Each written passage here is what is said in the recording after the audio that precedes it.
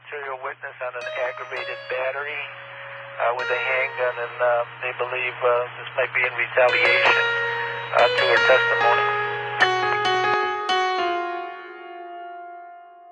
For fear that my Tamir, who is called by a different name, yet the same as him, should ever face grim in the form of an officer of the law,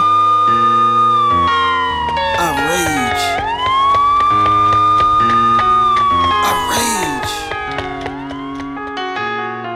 I rage within the cage of my own brown body that is subjected to a message that resonates like waves of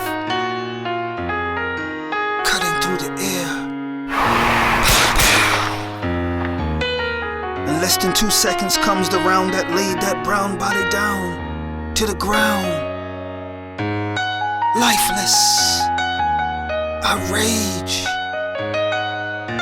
for my Tamir, who is called by a different name, yet confronted by the same known unknown. Do black lives really matter? I don't know. Let me see. Was it so hard to believe when I told y'all I couldn't breathe? Oh well. I was in a cell when I was just up and decided to kill myself, right? Oh well.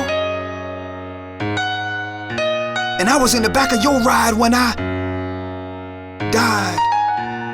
You tell me, do black lives matter? What does Trayvon or Laquan's mom have to say? Probably a response that explains the same pain as the wife of Eric Gardner, or extols the same toll as the mother of Sandra Bland.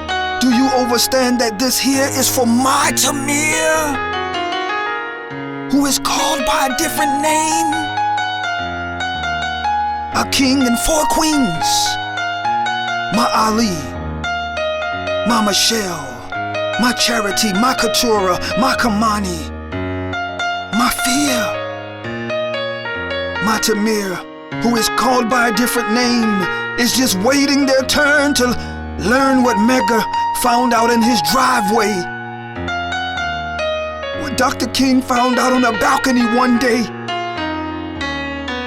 And countless others who became prey to a system that manufactures its victims, kill them or send them to prisons to rot and be forgotten about. I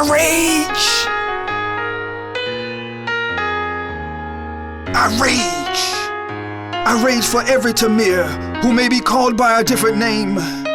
Oh, the shame. Oh, the pain. Tell me who gains from the strain of these fathers and mothers hovering over a microphone, begging to leave well enough alone, singing the same sad song. Woe is me.